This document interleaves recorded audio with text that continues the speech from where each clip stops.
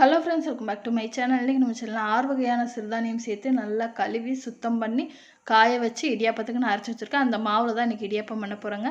1 tumbler அளவு மாவு எடுத்து நல்லா சல்லடையில் சலிச்சிட்டு தேவையான அளவு உப்பு சேர்த்து ஃபஸ்ட்டு நல்லா கலந்து கொடுத்துட்டு 1 டம்ளர் அளவு மாவுக்கு 1 டம்ளர் அளவு சுடுதண்ணி, நல்லா கொதிக்கிற சுடுதண்ணி சேர்க்கணும். சேர்த்துட்டு மூடி போட்டு மூடி அந்த சூட்லேயே மாவு நல்லா வேக விட்டுட்டு நல்லா சூடு ஆறுனதுக்கப்புறம் கரண்டி வச்சு நல்லா கலந்து கொடுத்துட்டு அப்போ கைட்டை நல்லா மிக்ஸ் பண்ணி எடுத்துகிட்டு இடியாப்ப குழலில் சேர்த்து இடியாப்பத்துக்கு நம்ம எப்பயும் புளிகிற மாதிரி நல்லா புளிஞ்சு இட்லி குண்டாலில் தண்ணி நல்லா கொதிச்சதுக்கப்புறம் நம்ம புளிஞ்ச இடியாப்பத்தை வச்சிடலாங்க. வச்சுட்டு 10 நிமிஷம் மீடியம் ஃப்ளேமில் வேக வச்சுட்டு 10 நிமிஷத்துக்கு அப்புறம் ஓப்பன் பண்ணி பார்த்துட்டு இடியாப்பத்துலேருந்து ஒரு நூல் மாதிரி எடுத்து பார்த்து உருட்டும் போது கையில் ஒட்டாமல் இருந்துச்சுன்னா இடியாப்பம் நல்லா வெந்துருச்சுன்னு அர்த்தம். இடியாப்பம் நல்லா வெந்ததுக்கப்புறம் அடுப்பை ஆஃப் பண்ணிட்டு தட்டில் சர்வ் பண்ணிட்டு தேங்காய் பாலோ கடலைக்கறியோ வச்சு சாப்பிட்டு பாருங்கள்.